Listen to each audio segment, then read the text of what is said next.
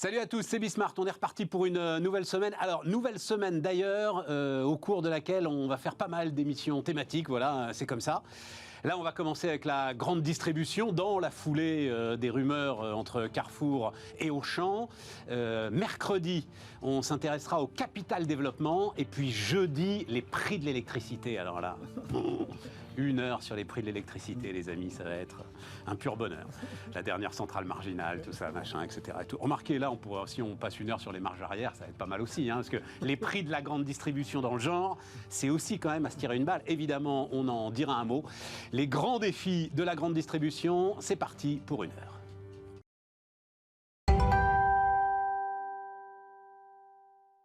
Donc, c'est parti. Rodolphe Bonas avec nous. Salut Rodolphe. Bonjour Stéphane. Alors, président maintenant de Aristide Retail Technologies. Voilà, CACOM évolue et devient Aristide Retail Technologies. Karine Sanouillet, bonjour Karine. Donc, toi aussi, consultante, hein, Karine. Respire Conseil, c'est ça? Avec une dimension, j'imagine... Une grosse dimension transition écologique. Transition écologique, toute ta carrière dans la grande distribution. Et puis Vincent Maillet. Salut Vincent. Bonjour. Directeur général de Havas Commerce. On s'est régulièrement parlé. Vincent, tu as écrit un bouquin sur Amazon. Et là, une étude très complète autour de Walmart, très intéressante. Donc voilà, on va pouvoir décrire tout ça. Ça existe encore? Je ne sais pas qui peut... Les marges arrière, parce que je pensais au prix de l'électricité et les marges arrière, ça existe encore? Oh oui, c'est habillé un peu différemment maintenant dans le dispositif. Mais oui, en effet, il y a encore tout un mécanisme qui existe entre les distributeurs et les industriels qui leur permettent d'avoir des équations économiques sur lesquelles ils retombent un peu sur leurs pieds. Donc l'industriel paye sa place dans les rayons de la grande distribution? Paye sa place, mais ça rentre. Vous savez qu'aujourd'hui, les négociations commerciales sont encadrées dans le monde de la distribution, puisqu'en effet, on engage actuellement les premières conversations entre industriels et distributeurs à l'heure où je vous parle, et elles vont se terminer fin février. Dans ce dispositif-là, on doit encadrer la totalité de la relation, c'est-à-dire à la fois le prix, mais aussi tout le mécanisme commercial et promotionnel qui se joue. Et c'est bien là où on a tous les enjeux, parce que pour une raison très très simple, hein, c'est qu'après la proximité, le premier critère de fréquentation d'un magasin, c'est le prix. Donc mécaniquement, il va y avoir un peu bagarre, parce que celui qui a le bon prix, il aura les clients. Donc c'est pour ça qu'il y a encore ces dispositifs qui sont encadrés. Oui, avec une modification cette année, puisqu'on a la loi Egalim 2, qui... Ça commence. C'est complexe. C'est complexe, mais c'est intéressant. En tout cas, la loi Egalim 2, qui donc est la suite de la Egalim 1, et qui ajoute une dimension qui devra obliger les distributeurs à répercuter les hausses, ou en tout cas les coûts des matières premières. Donc c'est tout simplement destiné à protéger les producteurs, les agriculteurs, à protéger leurs revenus. Mais Leclerc, il a déjà dit qu'il n'était pas du tout d'accord avec ça, Karine. Il a été là chez Jean-Jacques Bourdin avec sa liste de courses, et il a égrené les hausses les unes derrière les autres en disant « Mes acheteurs auront pour mission de refuser ça ». Enfin, il veut faire barrage contre le Pacifique, là. Il y a deux choses. Il y a cette hausse des matières premières qui vient se surajouter sur un dispositif qui était conçu sans hausse des matières premières. Donc le débat repart. Maintenant, on imagine bien quand même que il y a une équation économique pour les industriels qui transforment ces matières premières qui leur coûtent plus cher. Il n'y a pas seulement les matières premières alimentaires, il y a aussi les emballages. Donc c'est un vrai sujet dans le prix de revient d'un produit. Et à un moment, on imagine bien que il n'y a pas de magie. Il faut bien répercuter le prix de ces produits. Voilà. Alors la question, c'est est-ce que les consommateurs français sont prêts à payer un additionnel, c'est tout le problème, et qui met la classe politique un peu en émoi et en une situation pas forcément très confortable. Stéphane, un éclairage de chiffres, il faut savoir qu'en moyenne, c'est une moyenne, tout produit confondu dans l'alimentaire, lorsque vous achetez 100 € de produits alimentaires dans votre hypermarché ou supermarché, seulement 6,50 € en moyenne sont dédiés à l'achat de la matière première. Donc vous voyez, les hauts cris de Michel-Édouard Leclerc, c'est surtout là-dessus. Il dit, mais je ne comprends pas, pourquoi est-ce qu'on me répercute? Pourquoi est-ce qu'on demande 10% de hausse sur un paquet de pâtes? Non, mais ça dépend des produits. Exactement. J'arrive pas à croire que sur un paquet de pâtes, ce soit seulement 6% sur un paquet de pâtes, qui soit lié à la matière au blé. C'est assez faible. C'est-à-dire que si un paquet de pâtes qui vaut à peu près, on va dire, entre les 50 centimes ou 1 €, voilà, c'est ça, paquet, ça va dépendre. Ouais. Mais imaginons qu'on soit sur 1 €, pour être très précis, si vous avez 20% d'augmentation du prix du blé dur, à partir de ce moment-là, vous aurez à peu près 4 centimes d'euros de plus sur votre paquet. Donc vous voyez que l'impact... Tout le reste, c'est le marketing, Vincent. Tout le reste, c'est de ta faute. Pas que, oui, un peu. Mais pas que.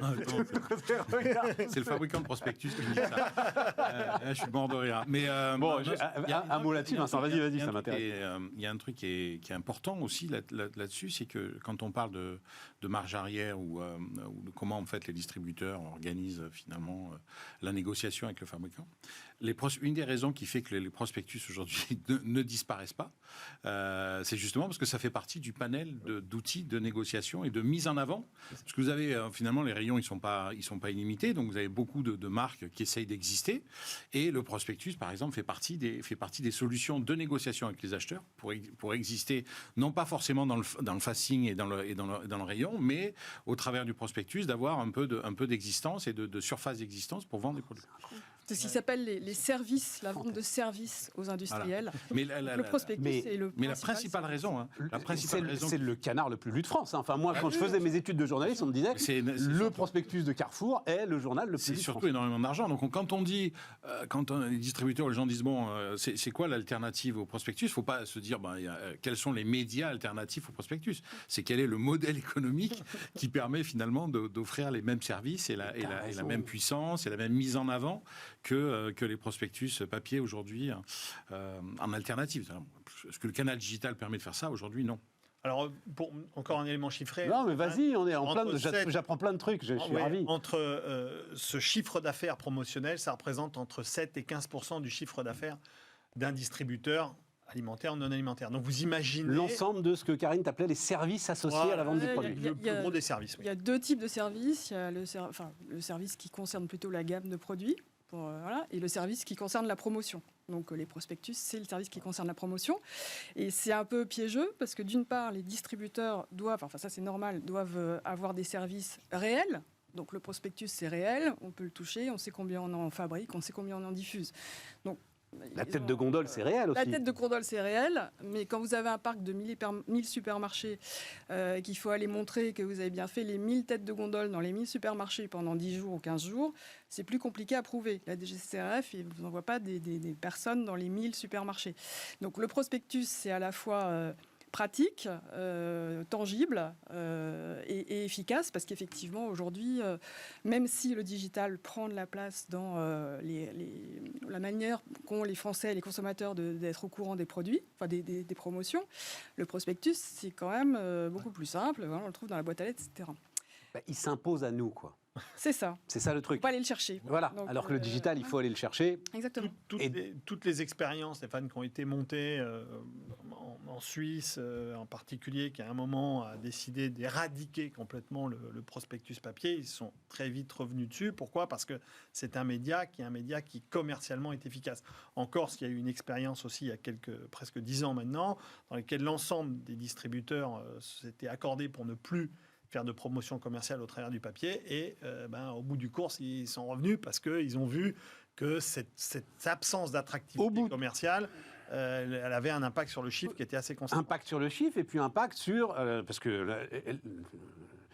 la communication de l'innovation, enfin, le dynamisme de l'industrie agroalimentaire, il est aussi entraîné par l'ensemble de ce et que le font pouvoir aujourd'hui. d'achat. On oublie aussi de dire que cette promotion commerciale, ça a aussi un impact sur le pouvoir d'achat des Français. Oui, mais ça, je vais te dire, parce que cette promotion commerciale, quelque part, il faut que quelqu'un la paye. Donc ça veut dire que ça se retrouve sur le prix du produit. C'est quand même à la fin, si c'est gratuit, c'est toi le produit, c'est quand même à la fin moi qui le paye, ce prospectus. Même si c'est infinitésimal, je suis d'accord avec toi. Oui, mais la générosité offerte par les marques et les enseignes sur ces produits-là, elle a quand même un impact sur le pouvoir d'achat. Mais en même temps, on rentre là depuis une semaine dans l'expérimentation qui s'appelle WePub, qui a été décidée par la loi climat et résilience. Donc là, les collectivités territoriales vont devoir dire si elles ont envie de faire ce test WePub, c'est-à-dire que c'est un nouveau système où, au lieu de mettre Stop Pub sur la boîte aux lettres, le consommateur doit mettre WePub sur la boîte aux lettres, sinon il ne peut pas avoir de prospectus. On rentre là. Pas ça. Phénomène inversé. C'est un phénomène inversé. Donc donc le prospectus ne vient plus. Il faut dire je veux le prospectus. Et donc on rentre dans cette. Ça va être violent. on rentre dans cette expérimentation. Oui, mais alors, le devoir de tous ceux qui défendent l'entreprise, la création de richesse, le dynamisme, l'innovation, c'est de mettre WePub. En fait, on va se reconnaître. Moi, je vais mettre WePub sur ma boîte aux lettres tout de suite. Vincent, tu m'es obligé de mettre WePub. Obligé. Je sais pas, c'est Oh, encore mon épouse et mes enfants qui vont décider. Il y a un truc important qu'on dit rarement, c'est que le prospectus est le premier canal promotionnel. Ouais. D'accord. Donc, dans une loi, avec la loi Egalim, par exemple, on constate que ce qui est en train de se passer, c'est comme les niveaux de promotion sont limités, le prospectus permet, dans un nombre de pages assez conséquent, d'avoir tout un panel de promotions offertes aux consos. Contrairement à un prix fortement promotionné sur une affiche, par exemple. Tout à fait. Là, on peut cumuler. Donc ça, c'est un premier sujet. Et un deuxième, c'est que finalement, les enseignes qui sont les plus dépendantes du canal prospectus sont les enseignes qui font le plus appel à la promotion. Ben oui. C'est-à-dire celles qui ont une meilleure image-prix. Alors Leclerc est un peu paradoxal là-dessus, parce qu'ils nous donnent une très bonne image-prix et ils continuent à utiliser fortement le prospectus. Mais finalement, les enseignes qui ont une très bonne image-prix pourraient, a priori, sur le papier, en théorie, j'aimerais dire en théorie, disait Woody Allen, que tout est possible, mais en théorie, devraient pouvoir s'en sortir. C'est pas vraiment le cas. On s'aperçoit que, bien qu'étant un canal très promotionnel, finalement, même les enseignes qui ont une bonne image-prix continuent à en faire. Donc, voilà. Bon, alors, ouais, non, mais c'est... En fait, c'est ça qui va être formidable, c'est qu'on découvre à travers ce prospectus et tout ce qu'on pourrait encore en dire, que c'est une industrie qui est arrivée à une technicité qu'on ne soupçonne pas quand on est dans les rayons et qu'on pense que les gars sont en train d'aligner les paquets de pâtes justement un petit peu au hasard à la va comme je te pousse. Rentrons dans le dur là. Donc Carrefour Auchan, rumeurs, etc. Et quel est le prénom du patriarche de la famille Mullier là Gérard qui sort quand même pour que Gérard s'exprime. Voilà, il faut qu'il se passe quelque chose pour dire nous ne vendrons jamais Auchan, mais on est prêt à des partenariats, pourquoi pas avec Carrefour. De quel syndrome est-ce que c'est le symptôme ? Le signe. En fait, oui. Là, la réalité, tout d'abord, c'est que c'est à la fois surprenant et puis pas totalement.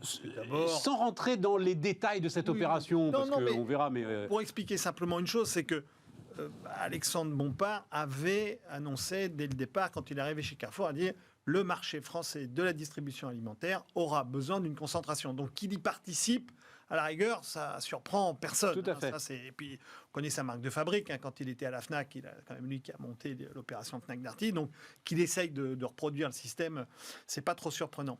Là, la réalité, c'est qu'en fait, on voit quand même qu'on a deux groupes qui sont deux groupes intégrés. Vous savez que le marché français est divisé en deux typicités d'acteurs, à la fois les franchisés, les indépendants, Leclerc, Intermarché, Système U d'un côté, et puis de l'autre côté les intégrés, Casino, Carrefour et Auchan. Et donc l'idée, c'est de dire que ces deux marques d'intégrés pourraient se réunir avec une marque de fabrique à l'intérieur même de ces deux groupes. C'est que ce sont deux groupes très très forts dans le modèle de l'hypermarché. Et c'est un peu ça, le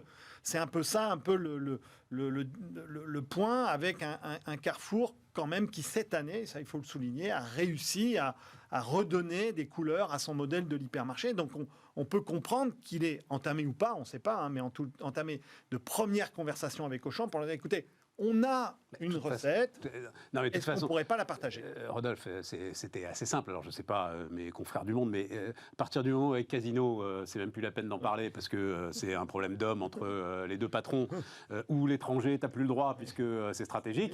Bon, et où avec les indépendants, tu ne peux pas le faire. T'as raison. Voilà, quoi. L'affaire est dite. Mais est-ce que c'est ça, c'est le malaise de l'hyper, le syndrome de l'hyper qui est l'idée aujourd'hui ? Il y a un sujet de croissance de Carrefour, de Carrefour et de oui, c'est ça, d'aller chercher de nouvelles parts de marché. Voilà, on est sur un marché qui est flat depuis plusieurs années, parce que la population ne grossit pas en France, donc il n'y a pas de raison qu'on mange plus. Les prix n'augmentent pas non plus, donc si on veut aller chercher de la croissance, c'est forcément de la croissance externe. Bien sûr, il pourrait aussi recréer des magasins ex nihilo mais ça devient de plus en plus compliqué de trouver des emplacements, voire impossible avec les lois sur l'artificialisation des sols. De toute façon, voilà. Donc, il n'y a pas tellement d'autres solutions pour aller chercher de la croissance que de soit s'allier, soit faire une fusion. Enfin voilà, après, on ne sait pas quelle forme ça prendra. Mais c'est pas des bonnes fusions, ça, Karine. Ça veut dire parce que tu sais, tu disais, Bompard le dit depuis, mais les opérateurs télécoms, ils le disent depuis. C'est vrai. Tu vois, 20 ans, à un moment.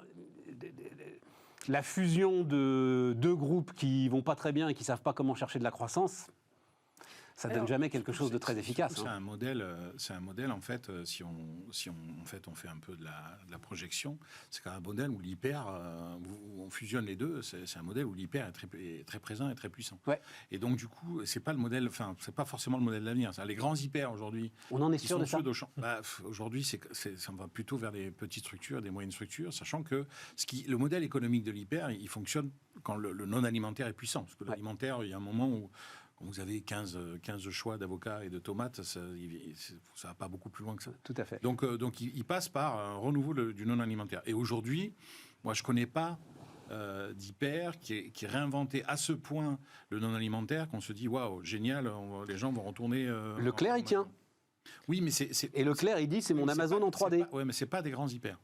Perdez pas de vue que le bon format aujourd'hui, c'est autour des 10 000 m2, en fait, on va dire. Un peu en dessous. Et de quoi on parle pour Carrefour Auchan? En fait, ce qu'il y a, c'est que le problème, c'est la définition de 20 000. Voilà, Ah, c'est ça. D'accord. C'est en fait les deux enseignes qui ont les plus avec gros un non supermarchés. alimentaire forcément dans la surface qui est très pesante. C'est-à-dire qu'il faut énormément de rayons non alimentaires dans ces surfaces pour les rentabiliser.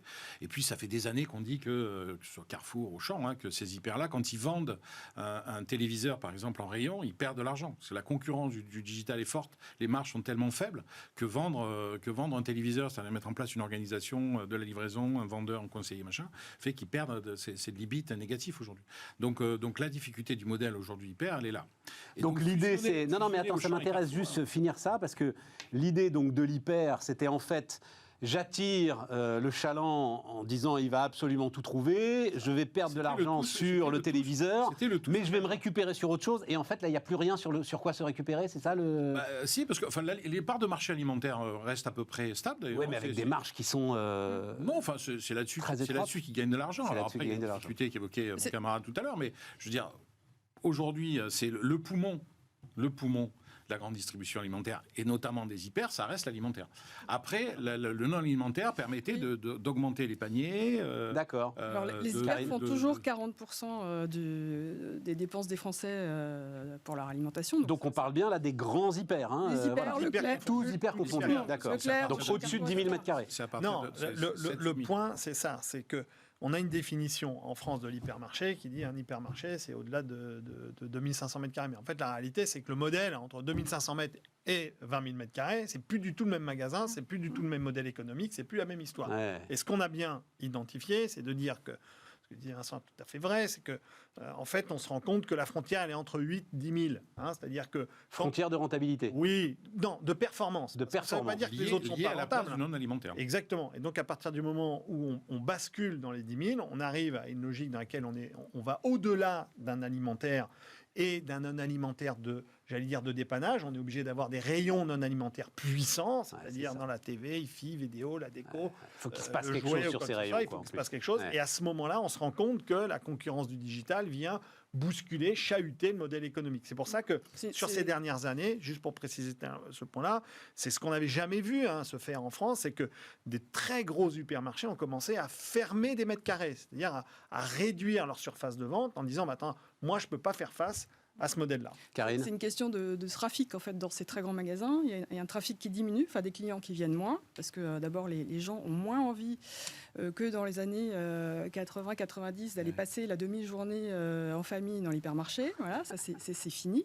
Donc il y a une problématique de trafic.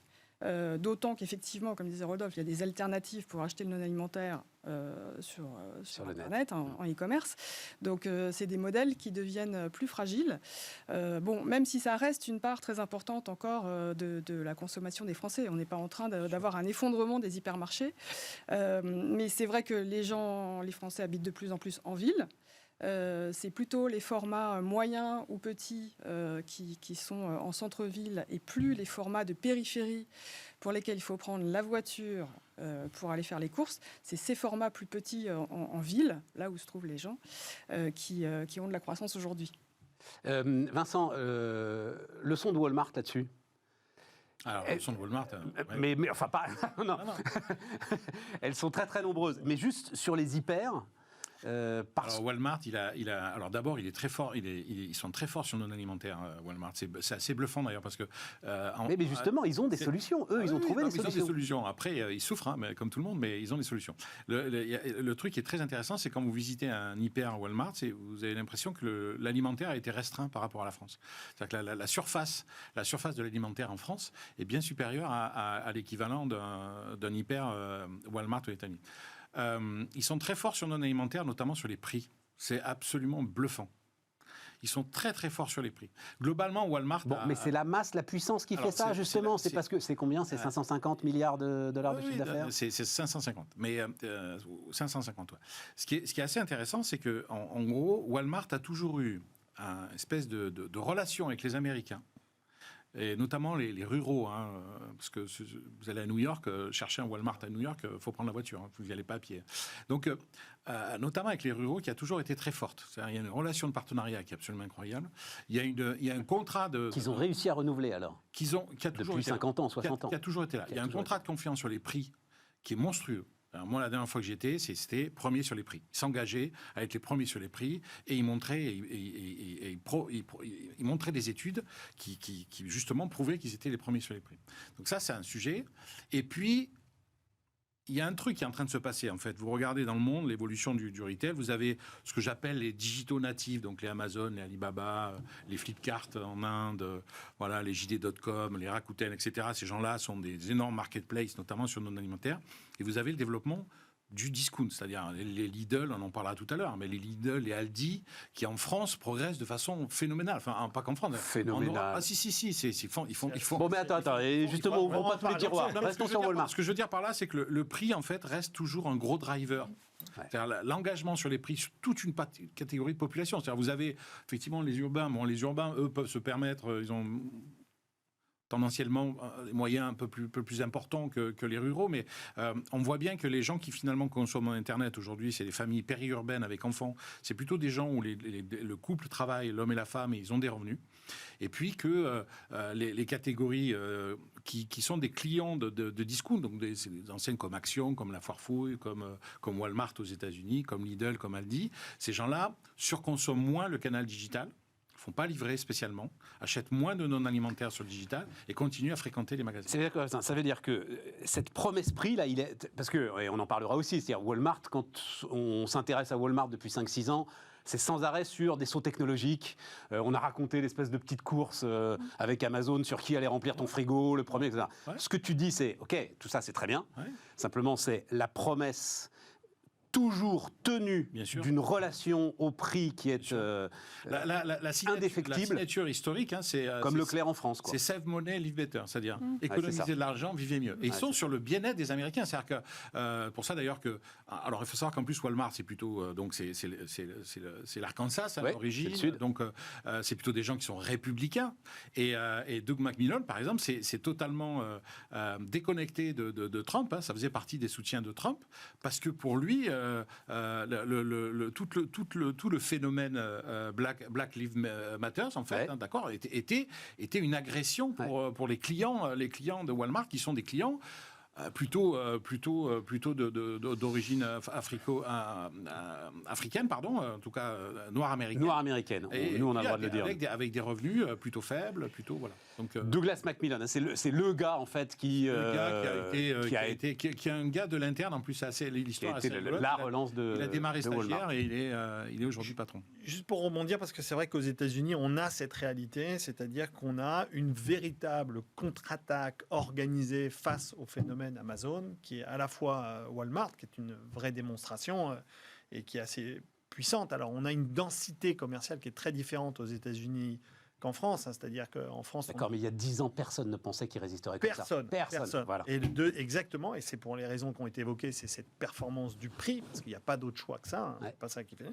Et l'autre, c'est Best Buy. C'est-à-dire qu'on a aussi Best Buy qui a contre-attaqué massivement les fondamentaux d'Amazon et qui est venu chahuter finalement et essayer de corneriser au maximum quelque part ce géant du digital pour essayer de faire en sorte de lui dire attends, le carrelage a encore de beaux jours devant lui. Et c'est assez vrai. Hein, c'est ce que disait Vincent, c'est très très vrai. On voit le commerce américain et les Américains finalement avoir pas un scepticisme, mais une vraie alternative se proposer à eux. On est moins dans le tout Amazon. Et là aussi, c'est le prix. Le prix, bien sûr. Voilà. Il n'y a pas d'autre choix. Ça. Et enfin, on en parlera, une qualité de service, livraison, etc. Machin, mais c'est le prix. Karine ? Oui, Walmart, c'est tout de même est en train de faire sa mue quand même sur l'aspect digital livraison. Oui. Ils ont lancé un programme qui s'appelle Walmart Plus, qui est un programme d'abonnement. On va y aller sur les abonnements après la pub. Et qui a un gros succès. Et qui, je crois que c'est $12 par mois, avec la livraison comprise et des avantages autour de la livraison. Donc, ils évoluent quand même très largement.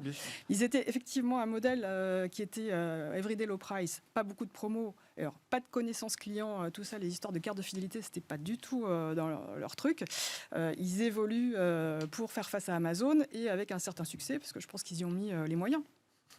Alors, tu disais, parlons-en maintenant, et puis ensuite on marquera la pause, le hard discount.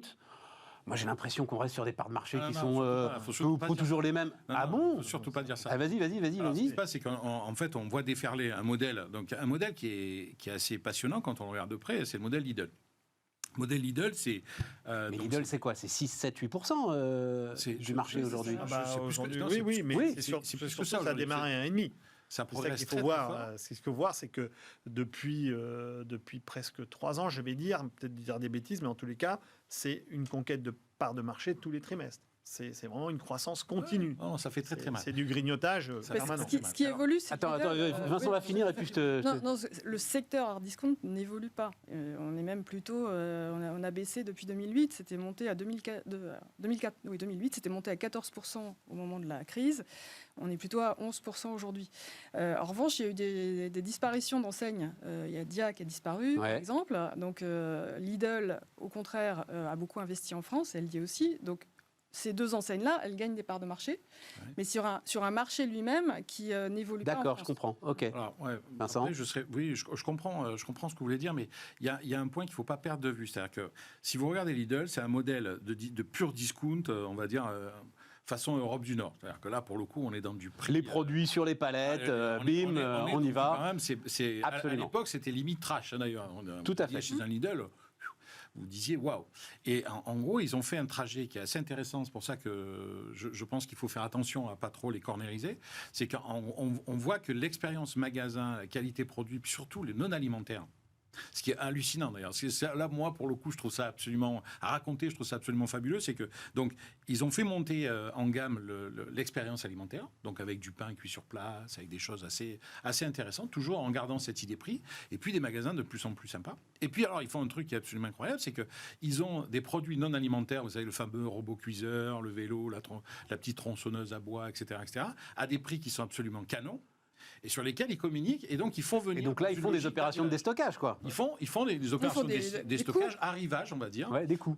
Qui cartonnent. Donc en fait, ils ont gardé finalement l'esprit qu'il y avait dans les hyper à l'époque. L'hyper vous faisait venir parce que la promo sur l'appareil photo, le vélo ou l'autocuiseur était tellement canon que vous aviez envie de vous l'acheter et donc vous alliez en hyper. Et puis vous faisiez vos courses alimentaires. Et finalement, Lidl a gardé cette recette, mais sans avoir des rayons, ce que vous disiez tout à l'heure, sans avoir des rayons absolument incroyables à gérer avec des télés, des centaines de télés, des centaines de vélos, des machins, des trucs. Logique de coût. C'est une offre extrêmement courte, extrêmement limitée, des prix canons et toujours ce produit d'appel. Et donc, vous avez des gens qui vont aujourd'hui chez Lidl pour acheter le produit d'appel parce que le robot est à 200 €, là où chez Vorwerk, l'équivalent, il doit être à 800 ou 1000. Et donc, vous y allez parce que vous dites, tiens, il y a une super affaire à faire en non alimentaire. Et puis, boum, vous achetez l'alimentaire. Raison pour laquelle je ne sais pas et je ne pense pas qu'aujourd'hui, on peut qualifier Lidl dans un marché du hard discount. Je pense qu'il a quitté ce monde du hard discount, voire même du discount, pour aller vers ce qu'on appelle des enseignes à dominante de marque propre. Alors, ça ne veut plus rien dire, mais Si, on comprend bien. c'est clairement... Non, mais Il n'y a pas les grandes marques. voilà, mais ça on veut, sait, ça hein, veut dire c'est c'est un peu le dispositif et on retrouve ce confort d'achat, une qualité de service, une efficience aussi dans l'achat. Donc c'est vrai que c'est un modèle, ça y est, c'est une force Donc de c'est soft. qui le hard discount alors? Le hard discount, Il devient très réduit alors à ce moment-là. Alors, il devient- Lidl est en train de se faire dépositionner par Aldi, par exemple. Exactement. Alors ça, c'est c'est rigolo. très intéressant. C'est en quoi la nature a horreur du vide. Ouais. Hein, ça veut dire quand on annonce en France l'arrivée de Merck et cette enseigne, alors là, de super hard discount russe, où là, pour le coup, on bascule dans un côté soviétique Ah non, de c'est la vrai. consommation. Ça veut dire qu'à un moment ou à un autre, eux, ils ont regardé le marché français, ils ont dit, Lidl quitte son Tous en bourgeoise. Ouais, je voilà, comprends. moi, je vais continuer. En même temps, Karine pourquoi Lidl a fait ce déplacement et que Aldi, à mon avis, le fera aussi, c'est que c'est ce qu'attendent les consommateurs. C'est-à-dire qu'en France, il y a moins d'envie des consommateurs, même de ceux qui ont moins de moyens, d'aller dans des magasins comme ça, où c'est quand même pas gai, quoi.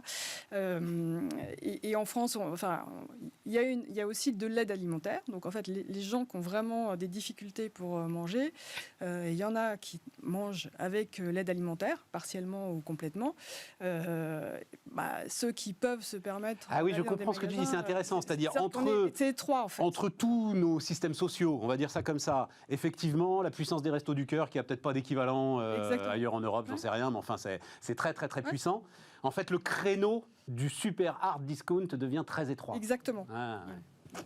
Et puis, Bon, on est un mot, parce qu'il faut qu'on marque Je une peux pause. dire, mais je suis entièrement d'accord. Il y a aussi cette idée en France que en France, on est quand même un pays d'agriculteurs. Donc la qualité du produit, bien manger en France, ça reste quand même un argument important. Donc acheter des produits de qualité et donc les payer un peu plus cher, c'est quelque chose qui est accepté en France peut-être plus que dans d'autres pays. On marque une pause et on se retrouve dans un instant par les grandes distributions. Distribution.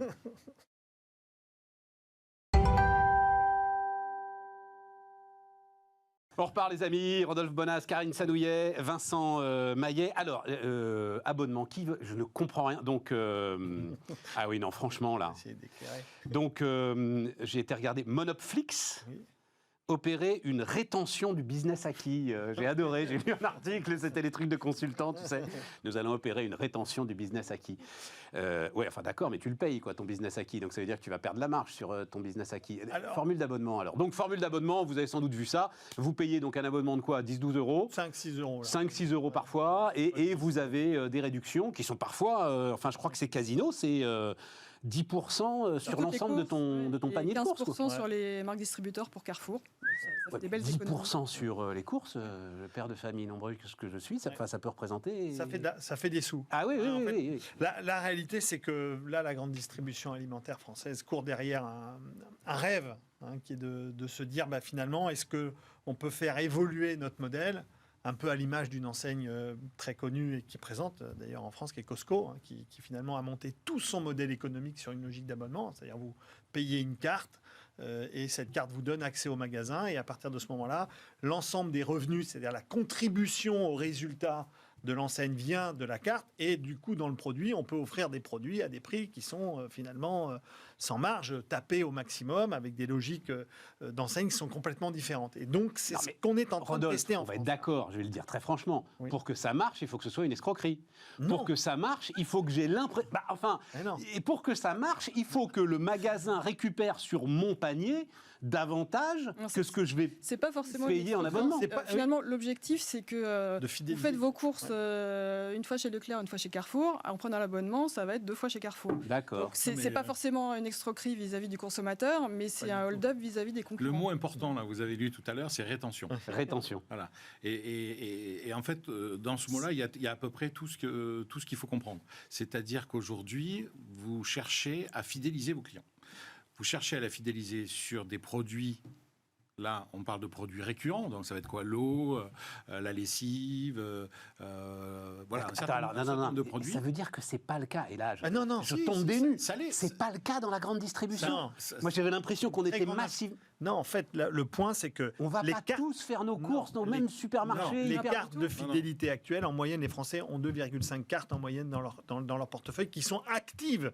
C'est-à-dire que d'un côté, je vais acheter mon frais dans telle enseigne, de l'autre côté, je vais une fois dans l'enseigne qui est proche de mon lieu de travail, une fois proche de mon domicile. Ok. Donc en fait, cette hésitation permanente... Il n'y a pas une seule. Voilà, exactement. En fait. Il y en a plusieurs, forcément. Cette hésitation permanente, elle a finalement un coût. Et donc la mise en œuvre de cette logique d'abonnement, tout d'un coup, elle permet... Elle rend captif. Elle rend captif, elle permet d'empêcher la volatilité de la clientèle. Voilà. Et ça, c'est un vrai gain. Et même, c'est pour ça que derrière tout ça, il y a même des réflexions de modèle. Ce qu'il faut comprendre, c'est le modèle de la distribution traditionnelle qui consiste à faire achat, revente, marge, c'est-à-dire j'achète, je revends, je prends une marge. Lorsque je bascule dans un mode d'abonnement, finalement, je me mets dans une condition de dire attends. Finalement, tout mon modèle économique, en fait, je peux tirer un profit de mon activité différemment de ce que je faisais initialement. Alors, c'est ça ce qu'on cherche à faire. Et on se rend compte que Costco, quand même, est une des enseignes au monde qui est une des plus rentables avec son système. C'est beaucoup de modèles d'enseignes qui y vont, puisque le Fnac Darty a aussi lancé des modèles d'abonnement. Ah oui, tout le monde y va. Cette année. Voilà, moi, l'étonnement que j'avais dans la proposition de Carrefour, c'est qu'il n'y a pas de livraison. Alors que c'est un vrai sujet. On va y aller après sur la livraison. On va y aller après. Tu voulais rajouter quelque chose sur, sur la rétention du business acquis? Ce que je voulais, la rétention du business acquis. Mais c'est vachement important parce que, en fait, non, mais la phrase est vachement importante, même si elle est écrite un peu, effectivement, voilà. À mon avis, par un de tes confrères. Je sais pas, je ne veux pas critiquer mes confrères. Mais ce que je veux dire, c'est que il y a un enjeu qui est important, c'est la fréquence de visite. Ouais, c'est ça. Et donc, à la fréquence, vous pouvez associer immédiatement un panier moyen et donc vous multipliez du chiffre d'affaires.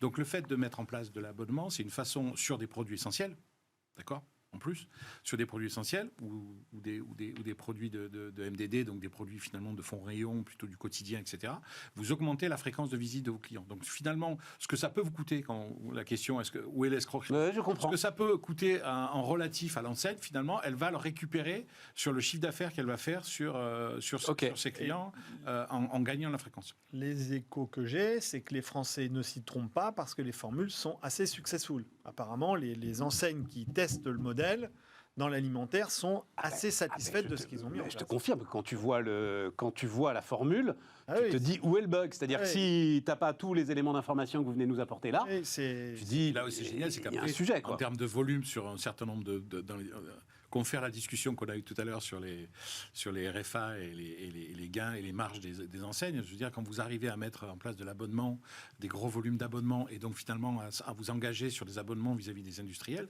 vous rentrez aussi dans des logiques qui sont plutôt vertueuses. Ce qui me fait penser d'ailleurs qu'on va faire une émission sur l'économie de l'abonnement. Parce que ça aussi, c'est quelque chose de Netflix à Carrefour, en passant par les licences digitales. Il y a là un truc extraordinaire. Cette économie de l'abonnement qui met terriblement à mal tous ceux qui ne peuvent pas l'être. C'est-à-dire que lorsqu'on parle du textile, du voyage ou même encore de la santé, finalement on voit très bien que c'est souvent ces secteurs qui sont les variables d'ajustement. T'as raison. Plus on est dans l'abonnement, finalement, oui, parce qu'après, c'est ça. Parce qu'après, c'est du revenu libre qui se réduit. Bien sûr, plus on est abonné. C'est de la dépense contrainte. C'est de la trésor. Oui, c'est de la trésor pour celui qui lance la formule. Mais pour le consommateur, ça fait encore moins de possibilités d'arbitrage, c'est ça, que sur son revenu disponible. Oui. Exactement. Après, sur l'alimentaire, c'est vrai que c'est une vraie question. C'est que le consommateur, il perd une chose, c'est sa liberté. Ouais. C'est un vrai changement de modèle pour les distributeurs de GSA, parce que à un moment, ils n'ont plus la même relation avec le client. Ils rentrent dans une relation grande surface alimentaire. Ils rentrent dans un modèle qui est un peu celui des opérateurs téléphoniques.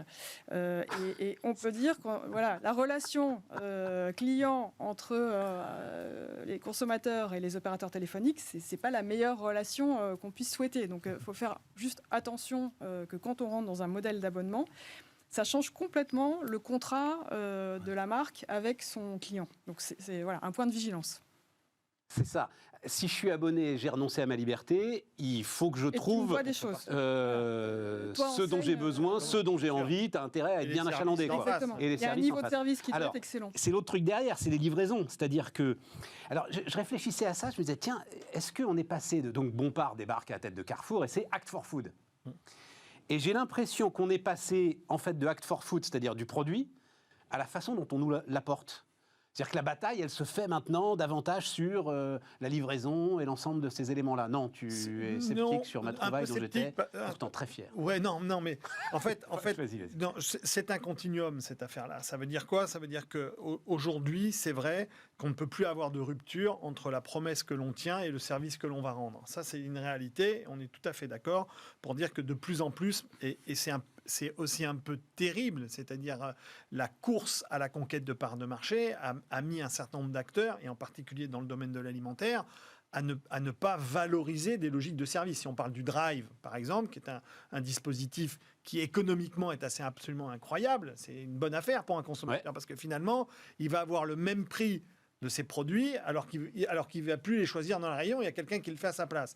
Donc on voit bien que le service, là, ici, a une valeur de 0 parce qu'on se dit il faut qu'on arrive à conquérir des parts de marché. Donc à la question de dire on bascule d'une notion d'acuité et d'attendu sur la qualité des produits à une logique de service, je dirais pas ça, parce que la qualité et l'attendu de ce qu'il y a dans les produits, ça c'est un phénomène sociétal lourd, c'est-à-dire et qui va irriguer l'ensemble qui est en train de ruisseler. C'est-à-dire, si on parle souvent de stratégie de ruissellement, là pour le coup on voit très bien que ça irrigue la totalité des couches sociales de notre pays. Ça, ce qui nous ramène à la discussion qu'on avait sur le ultra hard discount. Exactement. Voilà, je suis absolument d'accord. En France, et le Covid a accéléré les choses. L'attente de santé et d'impact environnemental par les consommateurs dans leurs achats, c'est devenu quelque chose d'extrêmement important. Sur la santé, vrai que ça, Karine On a démarré en parlant du prix. Je vais faire mon Michel-Édouard Leclerc de base, mais... Prix, oui, mais 60% des consommateurs disent que dans leur acte d'achat, ils prennent en compte d'une manière ou d'une autre. Alors certains, c'est avec le local, d'autres, c'est avec le bio. Voilà, chacun a son... Et pas sur tous les produits, Stéphane. Ça veut dire quoi? Ça veut dire cette conscience, elle est partout, mais elle est de manière un peu matricielle. Oui, d'accord. Elle est empirique partout. Il faut arriver à suivre entre les Nutri-Score, les Eco-Score, etc. Bon, oui, tout à fait. Mais c'est un phénomène qui est très important, qui est aussi amplifié par les médias, parce que c'est devenu vraiment un sujet mainstream, bien mangé, bien consommé. Et donc, ça devient assez central chez les distributeurs, voire très central si on parle de Carrefour. Et chez les industriels, je regardais les lancements de produits dans l'agroalimentaire ou la grande conso, c'est 8 sur 10 qui ont d'abord un bénéfice autour de l'impact environnemental ou santé. C'est-à-dire qu'on n'est plus dans l'innovation, c'est plus pratique, c'est mieux. Oui, c'est ça. C'est mieux qu'en tube. C'est vraiment un argument moins d'impact ou santé. Voilà. Donc c'est mainstream. Juste pour illustrer, parce que je veux revenir sur les livraisons. On n'aurait pas imaginé quand même de retrouver sur nos écrans de télévision en publicité une grande marque de fast-food international, faire une pub entière sans présenter un seul de ce produit, en ne présentant exclusivement que ses actions sur l'aspect environnemental et social. Tu parles de qui, là, de McDo? Exactement. Ouais, mais il y a un moment qu'ils font ça, McDo. Non, mais là, c'est la première fois qu'ils ne parlent que de ça. Il n'y a pas de produit à côté, il n'y a rien. Ça, c'est quand même... ça veut dire qu'à un moment... Bon, mais ça, c'est un autre sujet. Mais ils ont une telle puissance. À un moment, ils te montraient juste le Big Mac sans aucun logo, sans rien. Ça suffisait aussi, quoi. Ils sont tellement identifiés. Les livraisons, Vincent, ça t'intéresse? Non, parce que je regardais là, Cajou, Getir, Gorillaz, Flink, Picnic. Alors ça, c'est un tout nouveau modèle, ça, Picnic. J'ai vu ça, le modèle qui vient de Belgique. Hollande, non? Ou de Hollande, enfin... C'est pareil. C'est les mêmes. Même pas. Mais c'est pas loin. Non, il y a justement une sacrée frontière. Oh là là. Au milieu de la Belgique. Ils vont ringardiser le drive, en fait? Oui, c'est possible. Oui. C'est possible. Ils vont... Moi, je pense que... Vas-y, Vincent. Je pense que la norme demain, c'est la livraison. Oui, et que la part congrue, ce sera d'aller en magasin. Oui, mais ça met par terre, parce que tu plaisantais sur mon titre les défis de la grande distribution. Ouais. Quand Leclerc, je voyais ça, Leclerc est numéro 2 du e-commerce devant Cdiscount, grâce évidemment au drive. Si jamais le drive devient ringardisé, le drive va pas se ringardiser. Le drive peut devenir aussi un point de base pour aller livrer les gens. Ça commence à être le cas. D'accord. Je pense qu'il faut séparer. Il y a deux configurations. Il y a les villes, les centres-villes, et les banlieues ou la province. Le drive... Oui, mais dans les centres-villes, on était à l'heure du drive piéton. Oui, Oui, mais c'est justement, encore un phénomène. Il y en a 500 ou 600 en France. Ça reste un nouveau phénomène. L'e-drive physique dans lequel on va en voiture, c'est un modèle c'est le modèle gagnant du Covid. Ouais. Ça baisse un peu en 2021, mais pas tant que ça. Donc vraiment, ça a conquis des Ça a clients. progressé, ouais. Et le e-commerce alimentaire, c'est le drive. La livraison à domicile, c'est l'épaisseur du trait aujourd'hui. Et après 20 ans... Et ça le restera. Mais alors, ces nouveaux acteurs, la vingtaine de nouveaux acteurs, c'est vrai que c'est des modèles qui sont complètement nouveaux, qui sont extérieurs aux distributeurs, même s'ils mettent un peu d'argent ou s'il y a des partenariats. Picnic, qui travaille avec Cora. Oui, ils tous, ont levé ils ont 600 tous- millions d'euros quand même, les Oui, gars. oui, ils ont- C'est sérieux. Hein. Voilà, il faut le prendre en considération. Moi, je pense que c'est une solution pour les villes. Oui. Les villes, c'est compliqué pour les distributeurs. C'est compliqué pour les histoires. Enfin, les livraisons, c'est compliqué. Les clients sont pas là. Comment on fait pour livrer? Donc, ces systèmes-là sont des très bons systèmes pour les villes. Yeah. Maintenant, on est ça foisonne. Et il y en aura Ouais, sûrement pas 20 à la fin. mais Trier voilà. le bon grain de livret. C'est- Vas-y, Rodolphe. Je partage à 100% ce que dit Karine, c'est vrai. Hein, le drive Enfin, les villes, c'est là que sont les gens quand même. C'est là que sont Oui, les clients, les c'est ça. consommateurs. Le drive a démontré sa performance dans la ruralité et la périurbanité. D'accord. Lorsqu'on est en centre-ville avec une forte densité de population, les drives piétons, il y a eu beaucoup d'expériences. Et ça marche pas, en fait. Ouais, ça marche assez peu. Ouais. Tous ces modèles-là, en fait, ils ont comme rêve de devenir demain le réfrigérateur du consommateur. C'est-à-dire de dire, finalement, ne stockez plus, ne faites plus rien chez vous, etc. Finalement, quelque part, vous avez en bas de chez vous un réfrigérateur qui est le vôtre, qui vous attend, etc. Et donc, c'est un peu ça l'idée de tous ces modèles. C'est pour ça qu'on appelle ça les dark stores, etc. C'est vraiment des logiques qui sont logistiques, avant tout. Hein. C'est vraiment une efficience de la logistique et qui, après, pourrait amener à une efficience commerciale en se disant, finalement, dans les logiques de fidélité, et ça rejoint notre histoire d'abonnement, etc., on sait très bien que pour offrir ce maximum de services dont on parlait tout à l'heure, on dit, voilà, les distributeurs commencent à goûter à l'abonnement. Dans ces formules d'abonnement, on va se dire, attends, grâce à ces nouveaux systèmes, on va vous offrir aussi un service de livraison et de disponibilité de vos produits grâce à ces dark stores et à tous ces modèles. C'est un peu ça. Il y a deux exemples qu'il faut regarder de près. Donc, vous prenez par exemple la Chine déjà. La Chine, pré-Covid, on était à peu près à 20% du commerce alimentaire qui se distribuait via du e-commerce. Ce qui est colossal. C'est-à-dire qu'en France, on est à 8. Donc, et encore, comme vous disiez très justement, ça a fortement progressé. Donc, on était à 20% pré-Covid. Là, aujourd'hui, post-Covid, on est à 35%. C'est-à-dire 35% du commerce alimentaire aujourd'hui qui est acheté via le... Qui est acheté par des gens qui ne vont pas dans le magasin. Exactement. Voilà. Donc ça, Mais ça peut être des formules de drive et des choses comme ça. Oui, non, Ouais, ils tout se à font fait. livrer. Parce Ouais, que ils se font livrer, la livraison en d'accord. Chine, et en fait, c'est vraiment Ok. rien. Et machin.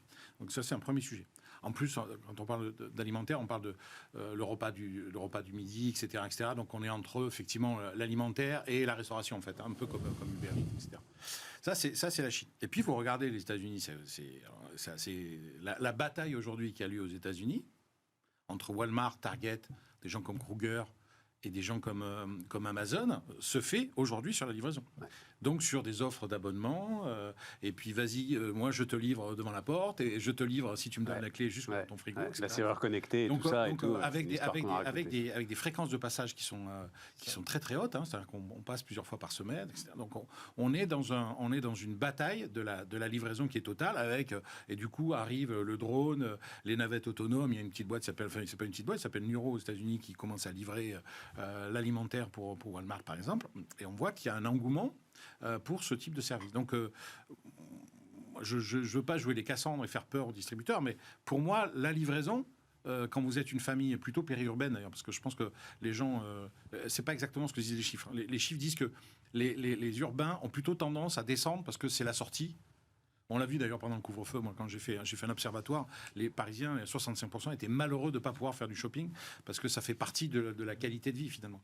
Donc les urbains continuent à aller faire leurs courses en magasin et à descendre parce que c'est en bas, même s'ils se font livrer parfois. Mais les gros consommateurs sont périurbains, c'est-à-dire ce sont des gens qui ont été obligés de s'extraire un peu des villes, d'habiter en première ou deuxième couronne. Ils ont des ados. Les deux bossent. ils font des trajets déjà pas mal en voiture, et pour arriver à mettre à peu près tout le monde d'accord et s'organiser, que ce soit le père ou la mère, en fait, se font livrer parce que ça facilite la vie et ça la rend un peu plus supportable. Donc on est un peu dans Il y a un vrai, il y a un vrai- Je signe. il y a un vrai engouement chez les jeunes. Bon, mais le risque pour la grande distribution, c'est de se faire désintermédier par l'ensemble de ces boîtes qui vont être d'une efficacité redoutable sur la logistique, qui pourront jamais suivre. Il va falloir. Il risque de se passer ce qui se passe à peu près dans Ils vont les tous acheter les marchés. Oui, c'est on perd de l'argent. Oui.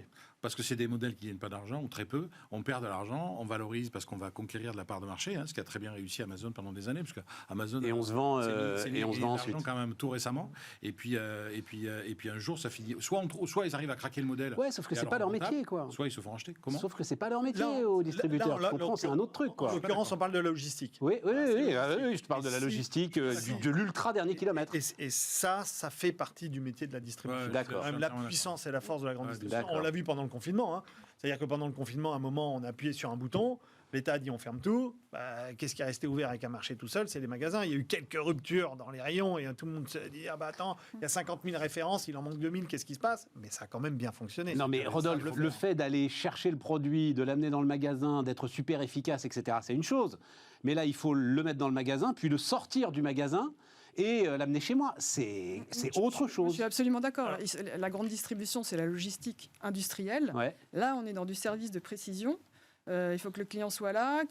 C'est beaucoup plus complexe. Alors. Il manque un produit, le client est furieux parce qu'il a fait sa livraison. Il faut quand même redescendre acheter les trucs. Donc, on est dans de la précision à l'individu. Et c'est un autre métier que la logistique industrielle Rodolphe. des grands Alors, distributeurs. C'est sûr, mais ils ont une telle curiosité, ils ont une telle soif d'apprendre, dans tous les cas, ces distributeurs, que quand on voit au cadeau avec Monoprix, quand on voit les dark stores, la participation de Carrefour, etc., ils vont pas laisser passer le train. Non, C'est-à-dire sûr. que quelque Puis part, c'est ils vont avec se la Poste. greffer dessus, Ouais. ils vont s'irriguer, et normalement, ils devraient y arriver quand Mais même. plus par accord que par intégration pour l'instant. Oui, pour l'instant, aujourd'hui, ils c'est regardent. un peu comme Ouais. ça que ça marche. Ouais. Il reste 6 minutes. Qu'est-ce que j'ai oublié? Parce que, un élément fondamental, en fait, qui est vous dans votre tête d'expert, mais qui n'est pas moi dans ma tête qui regarde ça d'un peu loin. Non, moi, Rodolphe. un petit phénomène d'actualité qui m'a amusé, c'est Zara. Mais on n'est plus. Ah oui, on est dans le On est grand dans retail, l'habillement, quoi. ouais, Oui, voilà. dans le grand retail. Ça m'a amusé de voir cette enseigne qui finalement avait éclaté son modèle avec plein de petites surfaces Ouais. et qui est revenue à des grandes surfaces. Comme quoi, finalement, on parlait tout à l'heure des très grands hyper qui étaient un peu en difficulté. Zara, lui, refabrique des très très grandes surfaces de vente et ça marche. Donc ça veut dire que dans l'ensemble des sujets qu'on a vus là, la surface, size matters. La surface reste aujourd'hui un sujet qui est un sujet clé. La surface est un sujet clé et on a Et trouver la longtemps- juste surface est compliqué. On a longtemps dépend du eu ces modèle. dernières années, voilà exactement, en disant là, ces dernières années, c'est small is beautiful, et on voit qu'on a une grande enseigne comme Zara qui fait le phénomène inverse et qui trouve sa clientèle et qui trouve sa performance. Et ça, moi, je trouve que c'est aussi quelque Ok. chose que même les hypermarchés devraient regarder. Oui, parce que dans l'histoire de l'abonnement, il y avait aussi expérimenté le multiformat, justement, permettre au consommateur d'aller C'est ça. par lui-même expérimenter tous les formats. Vincent, un truc important que j'aurais oublié. Il y a un truc qui me paraît important, c'est ce que j'ai vu de moi dans les observatoires qu'on a pu mener, c'est la souveraineté alimentaire. C'est-à-dire cette demande aujourd'hui, alors on est rentré quand même dans un cycle inflationniste. On a Oula, j'en sais rien, ça, Vincent. Bah, Du calme. pour l'instant, on est quand même... Grand débat. Oui, mais on un est- cycle, c'est le mot de cycle qui. Oui, voilà. donc on est peut-être une dans phase période- d'inflation, on est on dans verra une bien. période on va Ouais. dire, ponctuelle inflationniste, j'ai pas de souci. Espérons que Peut-être que ça va pas durer, j'espère que ça va pas durer, mais en tout cas, il y a quand même, on s'aperçoit qu'il y a des enseignes et des difficultés d'approvisionnement pour certains produits. Aujourd'hui, vous prenez le vélo, par exemple, c'est très compliqué d'avoir un vélo neuf. Et donc, ça pose quand même pas mal la question du modèle demain qu'on veut pour la France, et je pense que l'élection, ça va être un moment important pour ça, du moment pour la France de décider quelle est la part des denrées qui sont vendues dans les supermarchés, les hyper, les machins, et qui sont souverains. Et ça, je pense que c'est un sujet dont on parle assez peu. Ouais, mais c'est important parce que si vous regardez la proportion aujourd'hui de ce qui est produit en France ou en Europe et qui est vendu dans les supermarchés ou les hypermarchés, je ne vais pas vous donner de chiffres. Bah si. Non, je ne vais pas vous donner de chiffres parce que ça fait très très peur. Mais pourquoi Et, ça fait peur? Parce que c'est Moi, très ça me fait faible. pas peur, moi. Parce que c'est très faible. C'est très très faible. Et je vous assure que c'est très très faible. Et donc je pense qu'il y a un sujet là, mais qui n'est pas lié à l'alimentaire, hein, qui dépasse d'ailleurs largement le cadre alimentaire, mais qui est un sujet de se poser la question de jusqu'où on est dépendant d'un certain nombre de pays, notamment dans l'alimentaire. Et je pense que ça fait partie des défis que les distributeurs... Parce que le sujet sur l'alimentaire était un sujet de santé. Globalement, l'histoire du Made in France, c'était pas de la souveraineté, c'était une forme de réassurance, parce qu'on se disait c'est français donc c'est bien fait, il y a moins de saloperies à l'intérieur, il n'y a pas les poulets lavés à la caution française, à l'eau de Javel, enfin voilà, tout ça. La caution française, elle est importante. Bon, et tu crois, toi, que la notion de souveraineté maintenant va arriver on l'a vu pendant le couvre-feu, et pendant le voilà, on a vu que les Français achetaient plutôt chez les petits producteurs, avaient une demande de bio, avaient une demande de produits locaux. Oui, mais pas pour la souveraineté. Ah, mais le mot parce que c'est meilleur pour moi. Moi, je posais carrément, carrément la question. Le mot souverain, il est ressorti plein de fois. Donc, je sais que c'est toujours un mot. Même moi, quand je l'utilise, je me dis quand tu utilises le mot souverain, oh là là, Vincent, qu'est-ce que tu fais ressurgir comme valeur par rapport à ça? Ouais. Bon, moi je vous dis, ça fait partie des sujets qu'il faut garder en tête. Karine, qu'est-ce que j'ai oublié? Enfin, on l'a pas oublié, on en a parlé, mais pour moi la transition alimentaire est probablement le mouvement le plus important dans la grande distribution. Ça impacte tous les consommateurs. Comme je disais, c'est 60% des consommateurs qui disent que ça rentre dans leur décision d'achat. Et tout va dans ce sens-là, que ce soit le cadre juridique qui va devenir de toute façon de plus en plus contraignant sur les emballages, sur les surfaces, etc. Donc c'est probablement... Sur les trajets surtout. En fait, c'est toute notre mode de consommation qui demande à être repassée au crible. Donc c'est vraiment un sujet qu'il faut suivre et sur lequel les consommateurs sont partis. Donc, Et juste pour terminer, parce que ça c'est quelque chose dont on parlait beaucoup et puis qui est en train finalement la disparition des caissières. Enfin, c'est-à-dire l'idée qu'il allait y avoir un bain de sang social en fait dans la grande distribution avec la digitalisation de l'ensemble des magasins.